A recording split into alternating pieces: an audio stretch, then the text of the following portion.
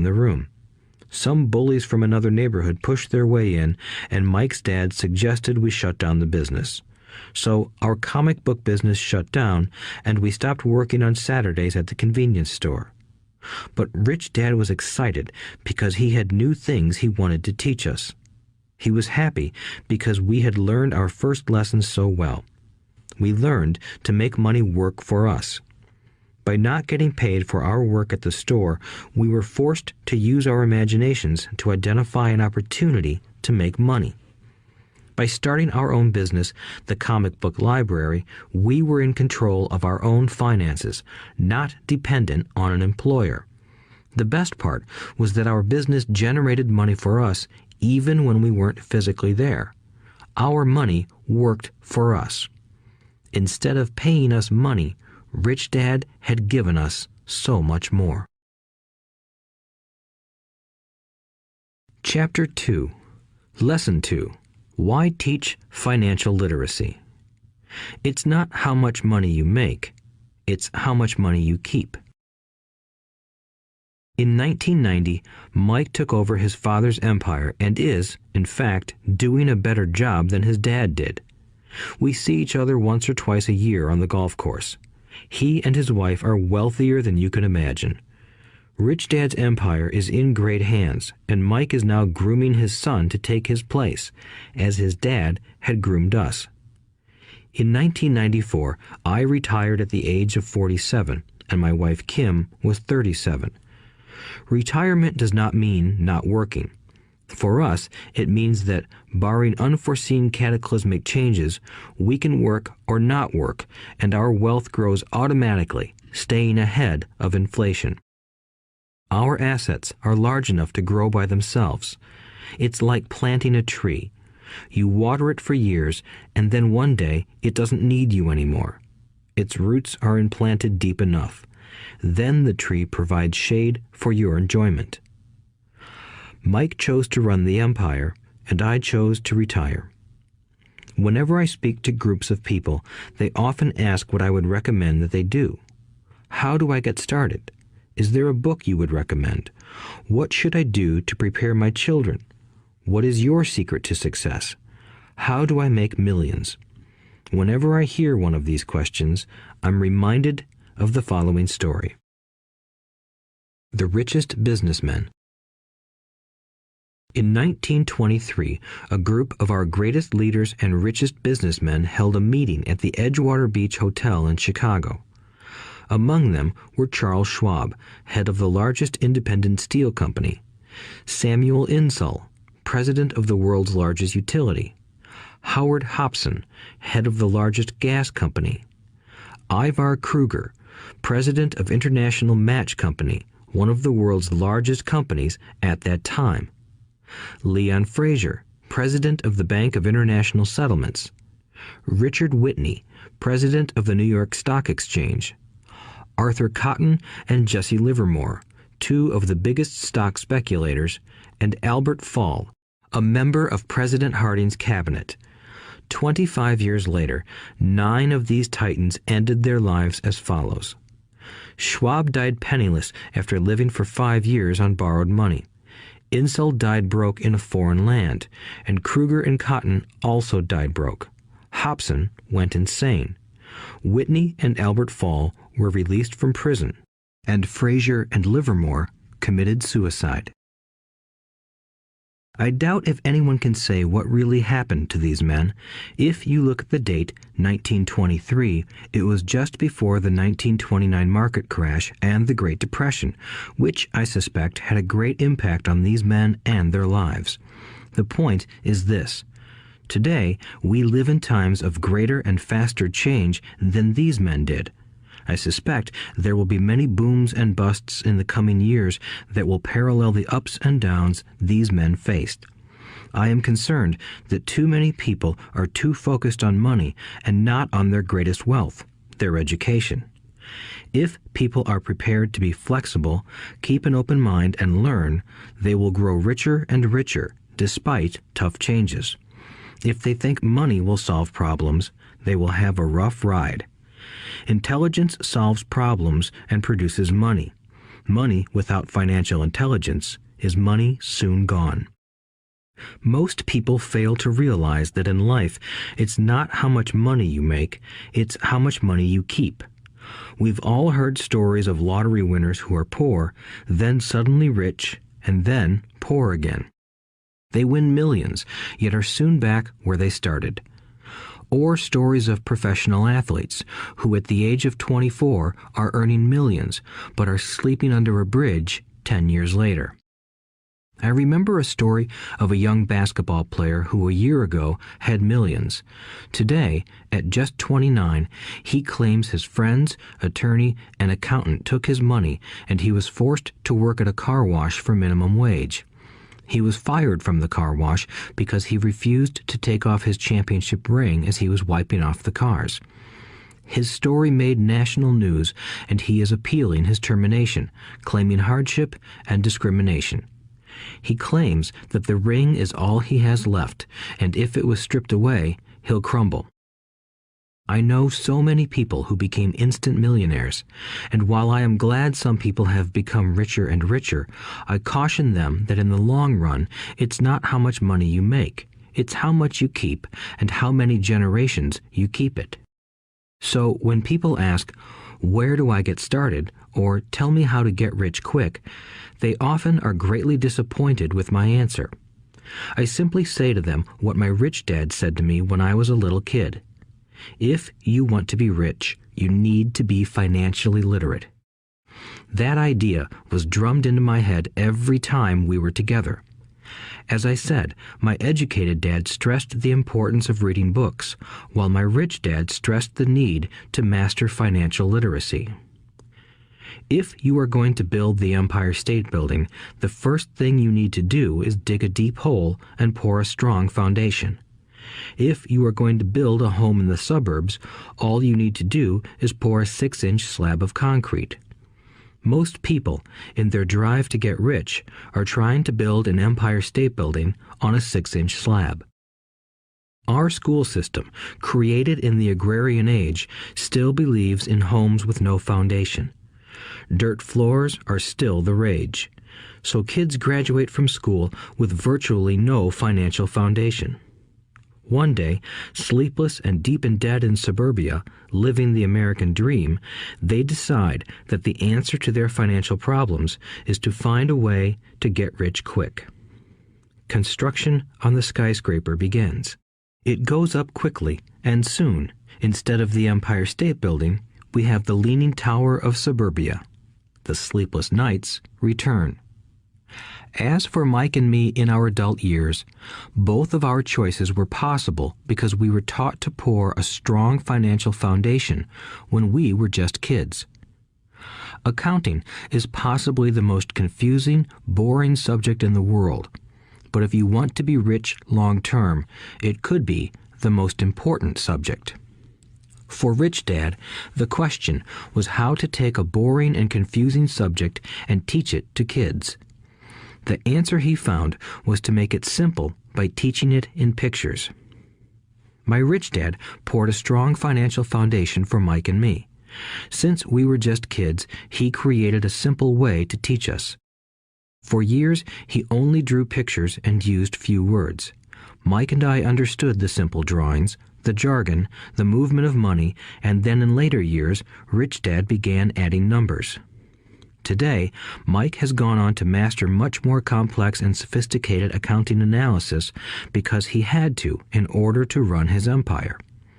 I am not as sophisticated because my empire is smaller, yet we come from the same simple foundation. Over the following pages, we will discuss those same simple line drawings Mike's dad created for us. Though basic, those drawings helped guide two little boys in building great sums of wealth on a solid and deep foundation. Rule number 1. You must know the difference between an asset and a liability, and buy assets. If you want to be rich, this is all you need to know. It is rule number 1. It is the only rule.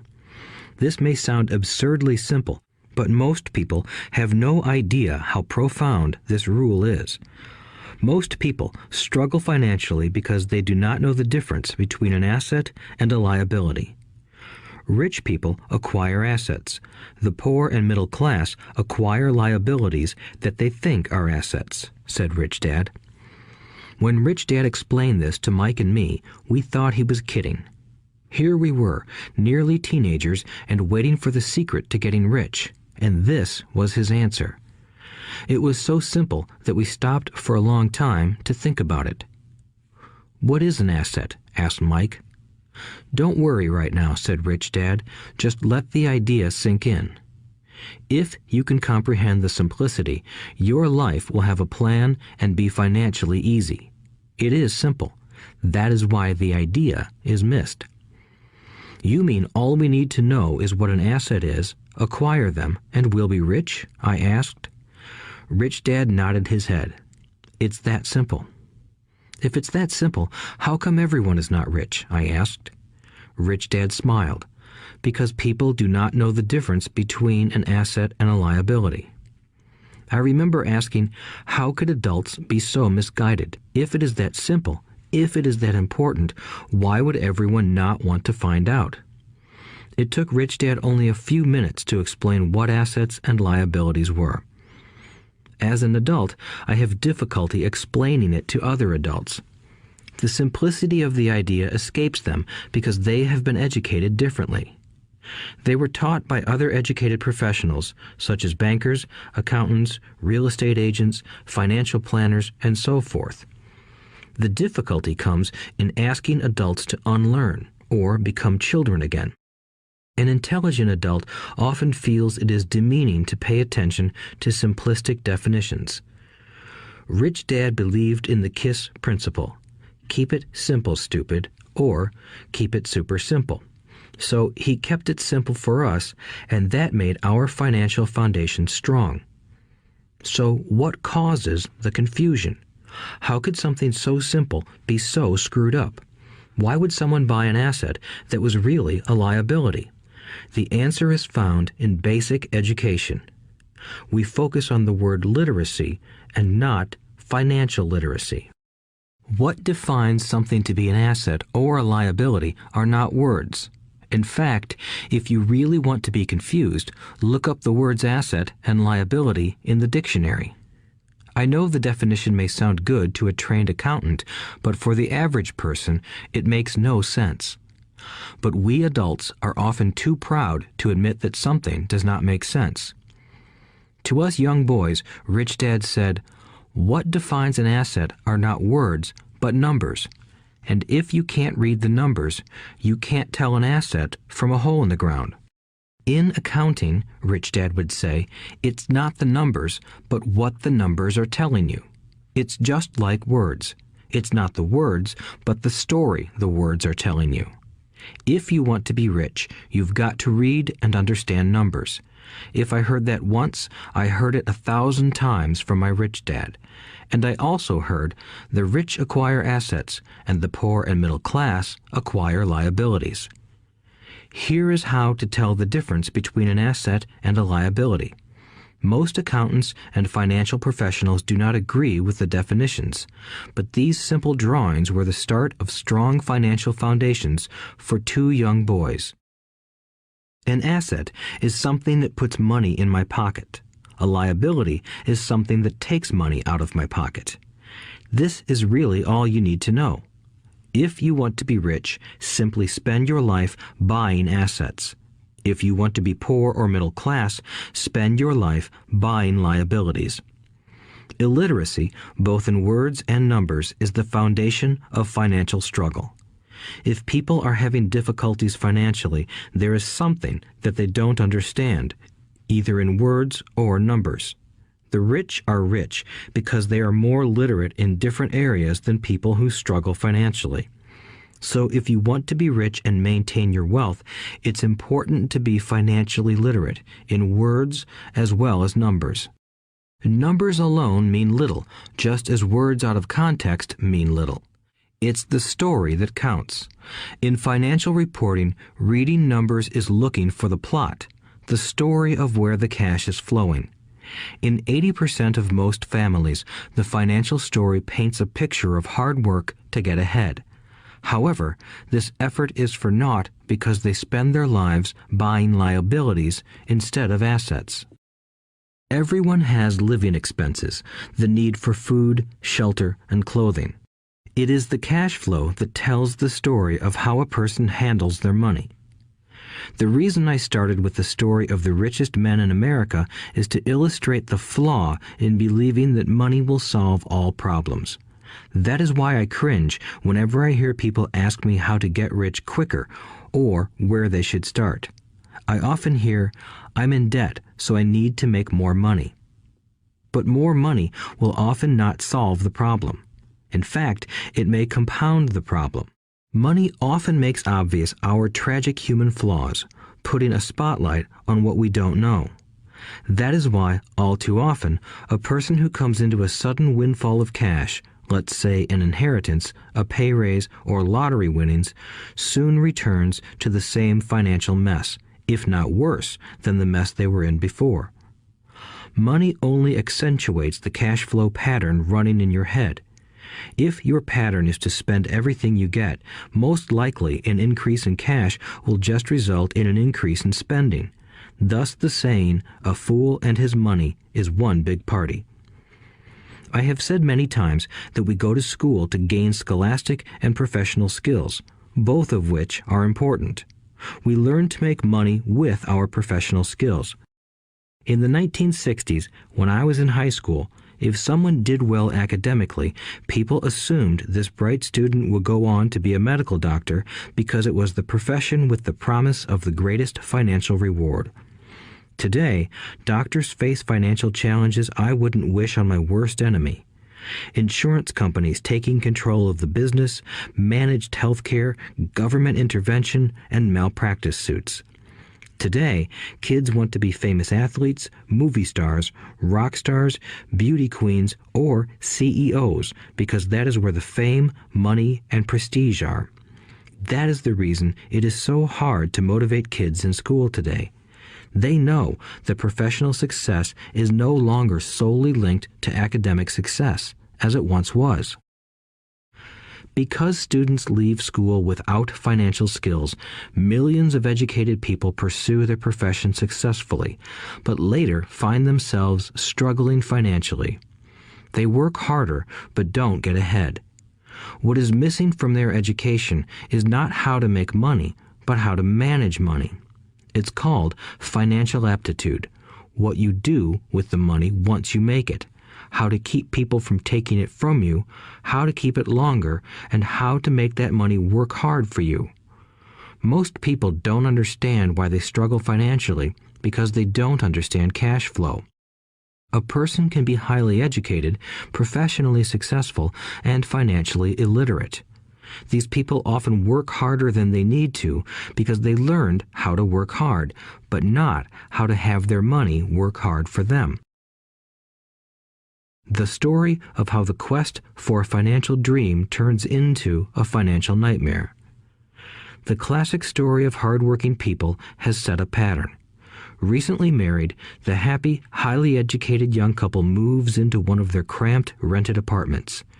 Immediately, they realize that they are saving money because two can live as cheaply as one.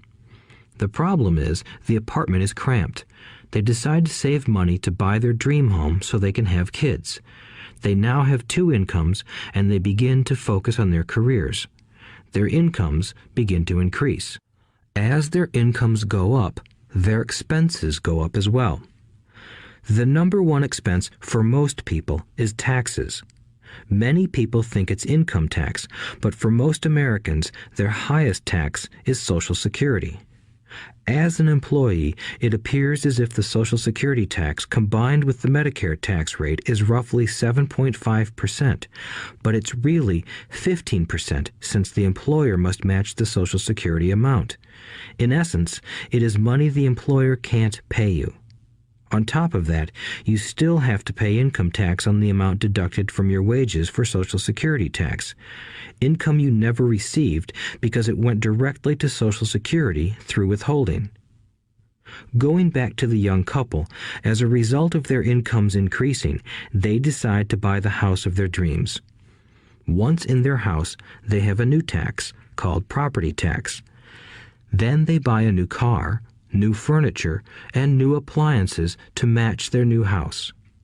All of a sudden, they wake up and their liabilities column is full of mortgage and credit card debt.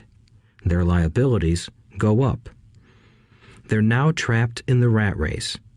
Pretty soon, a baby comes along and they work harder.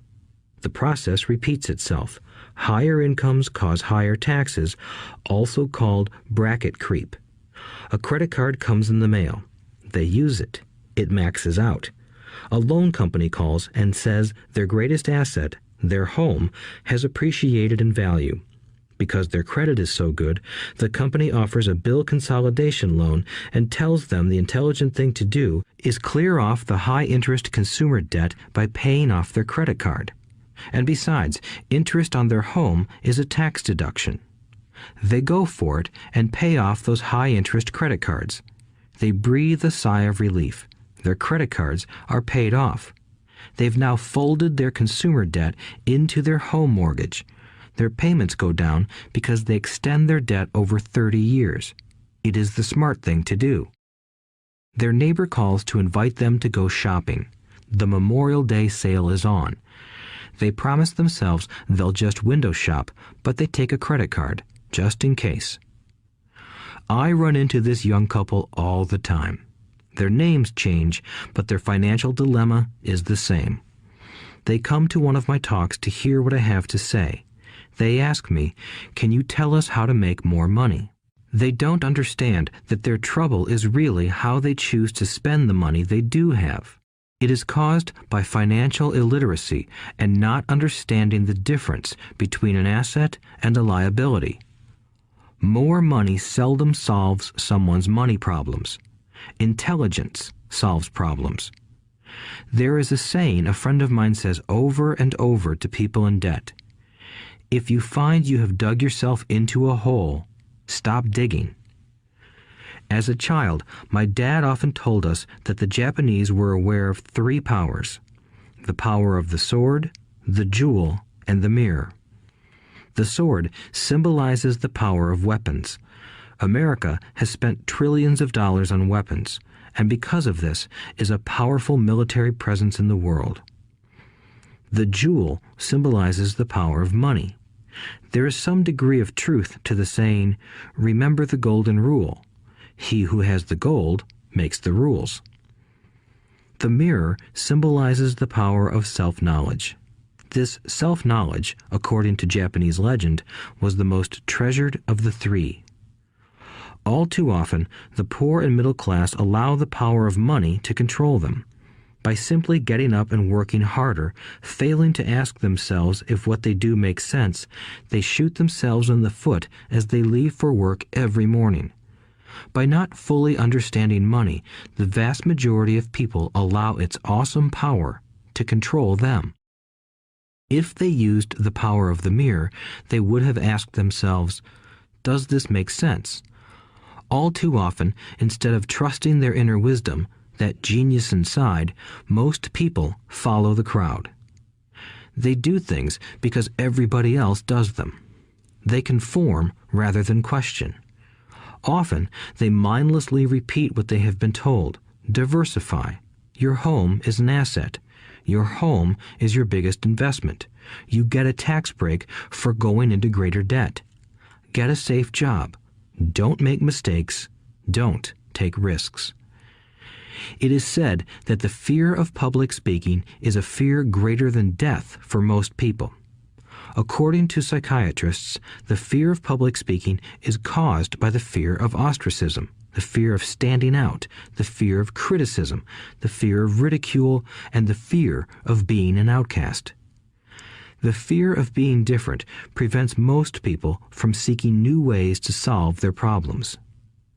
That is why my educated dad said the Japanese valued the power of the mirror the most, for it is only when we look into it that we find truth.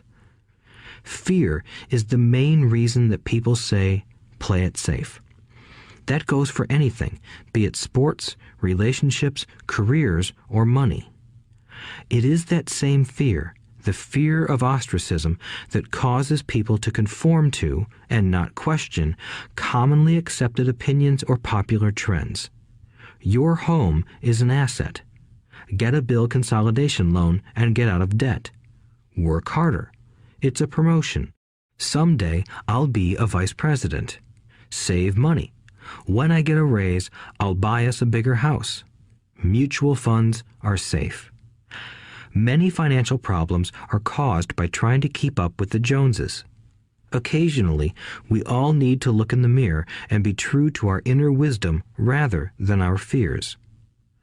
By the time Mike and I were 16 years old, we began to have problems in school. We were not bad kids.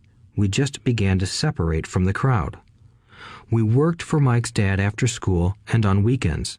Mike and I often spent hours after work just sitting at a table with his dad while he held meetings with his bankers, attorneys, accountants, brokers, investors, managers, and employees.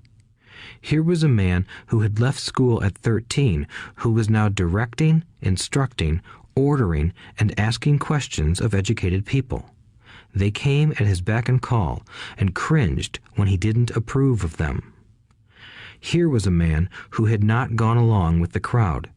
He was a man who did his own thinking and detested the words, "We have to do it this way because that's the way everyone else does it." He also hated the word "can't." If you wanted him to do something, just say, "I don't think you can do it." Mike and I learned more sitting in on his meetings than we did in all our years of school, college included.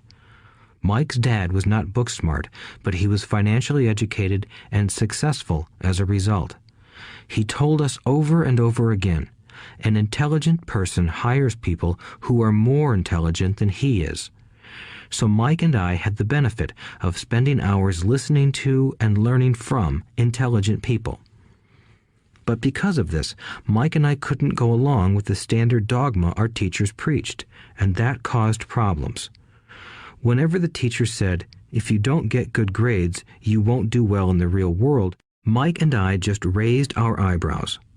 When we were told to follow set procedures and not deviate from the rules, we could see how school discouraged creativity. We started to understand why our rich dad told us that schools were designed to produce good employees instead of employers. Occasionally, Mike or I would ask our teachers how what we studied was applicable to the real world, or why we never studied money and how it worked. To the latter question, we often got the answer that money was not important, that if we excelled in our education, the money would follow. The more we knew about the power of money, the more distant we grew from the teachers and our classmates. My highly educated dad never pressured me about my grades, but we did begin to argue about money. By the time I was 16, I probably had a far better foundation with money than both my parents.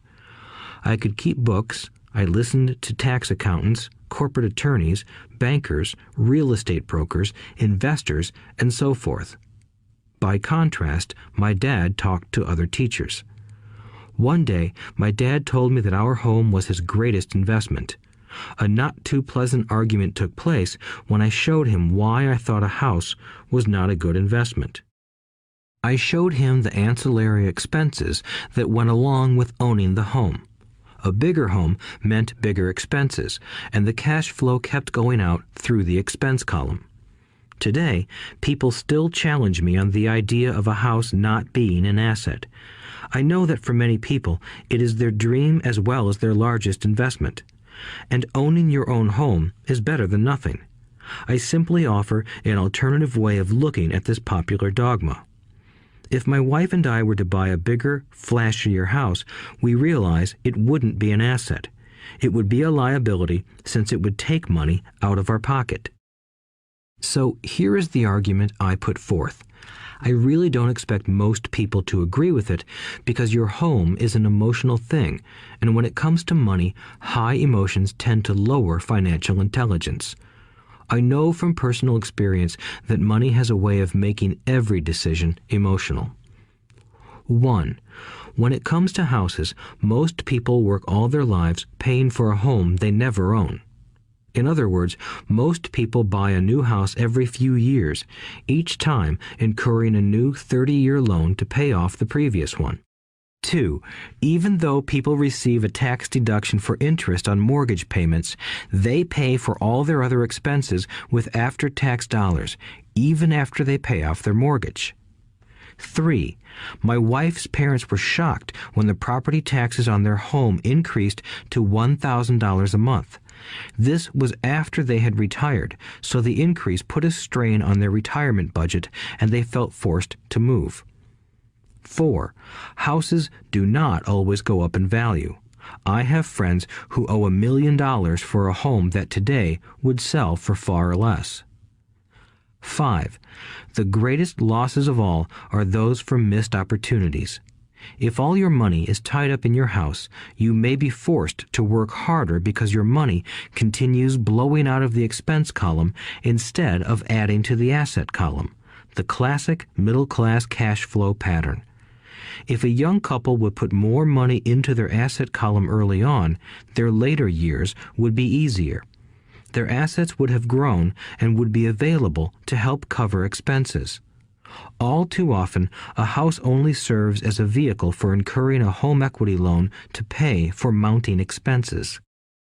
In summary, the end result in making a decision to own a house that is too expensive in lieu of starting an investment portfolio impacts an individual in at least the following 3 ways. 1.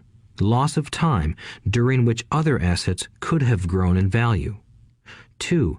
Loss of additional capital which could have been invested instead of paying for high-maintenance expenses related directly to the home.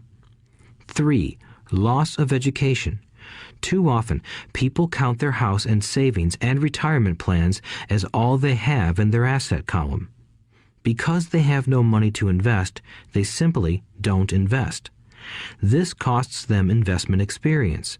Most never become what the investment world calls a sophisticated investor.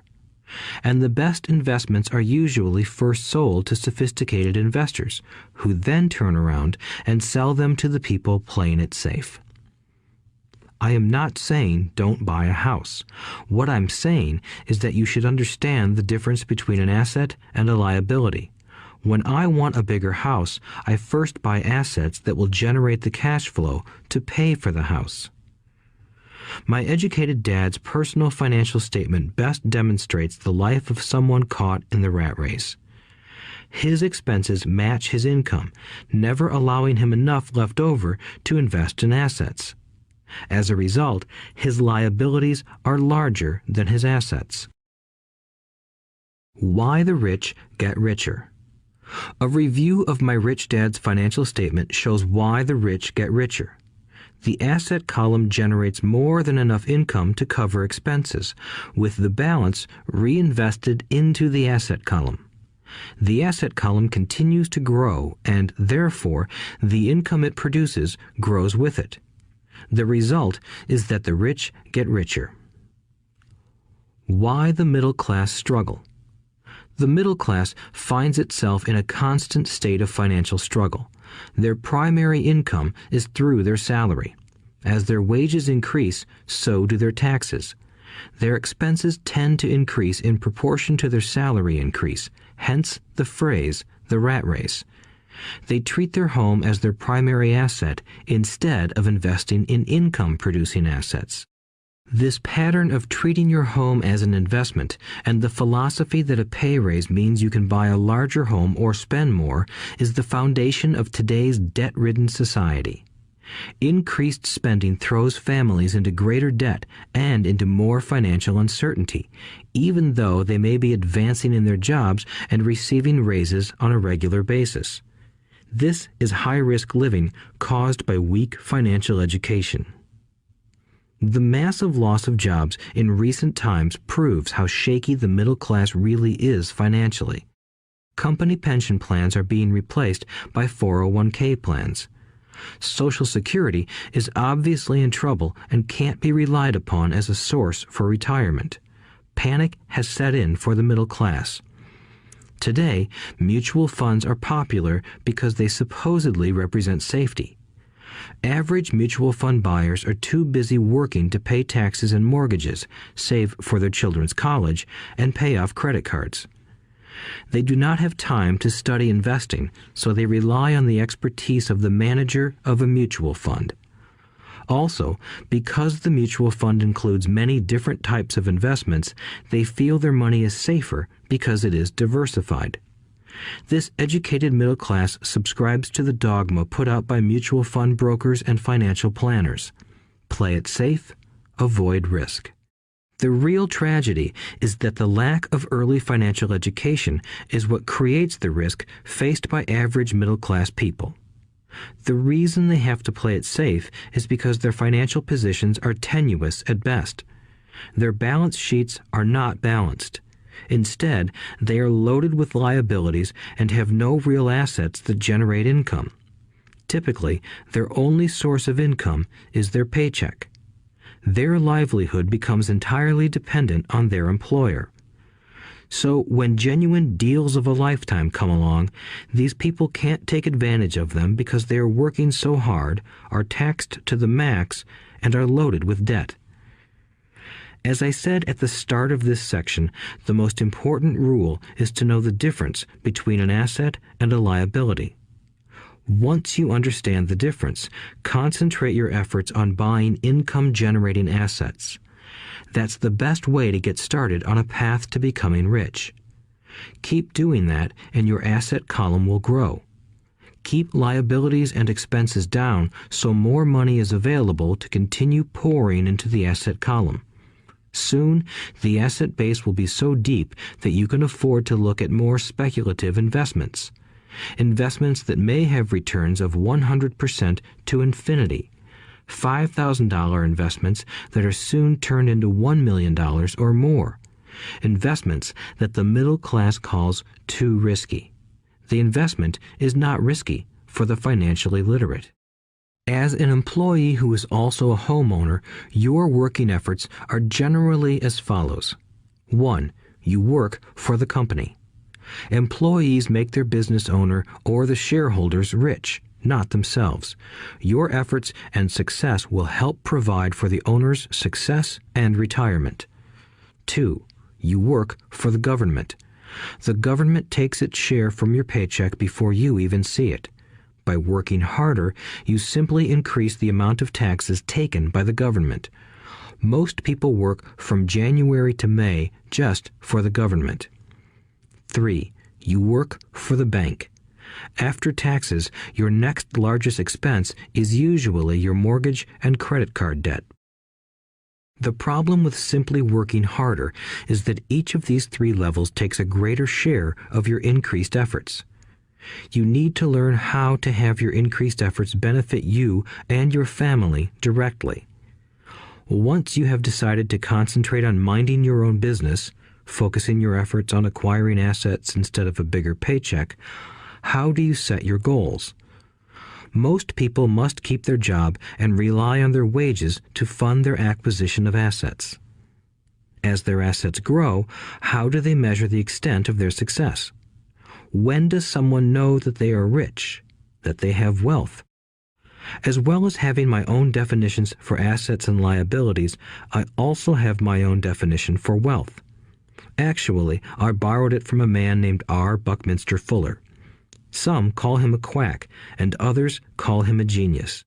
Years ago, he got architects buzzing because he applied for a patent for something he called a geodesic dome. But in the application, Fuller also said something about wealth. It was pretty confusing at first, but after reading it, it began to make some sense. Wealth is a person's ability to survive so many number of days forward, or, if I stopped working today, how long could I survive? Unlike net worth, the difference between your assets and liabilities, which is often filled with a person's expensive junk and opinions of what things are worth, this definition creates the possibility for developing a truly accurate measurement. I could now measure and know where I was in terms of my goal to become financially independent. Although net worth often includes non-cash producing assets, like stuff you bought that now sits in your garage, wealth measures how much money your money is making and, therefore, your financial survivability. Wealth is the measure of the cash flow from the asset column compared with the expense column. Let's use an example. Let's say I have cash flow from my asset column of $1,000 a month, and I have monthly expenses of $2,000 a month. What is my wealth? Let's go back to Buckminster Fuller's definition. Using his definition, how many days forward can I survive? Assuming a 30-day month, I have enough cash flow for half a month. When I achieve $2,000 a month cash flow from my assets, then I will be wealthy. So, while I'm not yet rich, I am wealthy. I now have income generated from assets each month that fully cover my monthly expenses. If I want to increase my expenses, I first must increase my cash flow to maintain this level of wealth. Also note that it is at this point that I'm no longer dependent on my wages. I have focused on and been successful in building an asset column that has made me financially independent. If I quit my job today, I would be able to cover my monthly expenses with the cash flow from my assets. My next goal would be to have the excess cash flow from my assets reinvested into the asset column. The more money that goes into my asset column, the more my asset column grows. The more my assets grow, the more my cash flow grows. And as long as I keep my expenses less than the cash flow from these assets, I grow richer with more and more income from sources other than my physical labor. As this reinvestment process continues, I am well on my way to becoming rich. Just remember this simple observation. The rich buy assets. The poor only have expenses. The middle class buy liabilities they think are assets. So how do I start minding my own business? What is the answer? Listen to the founder of McDonald's in the next chapter.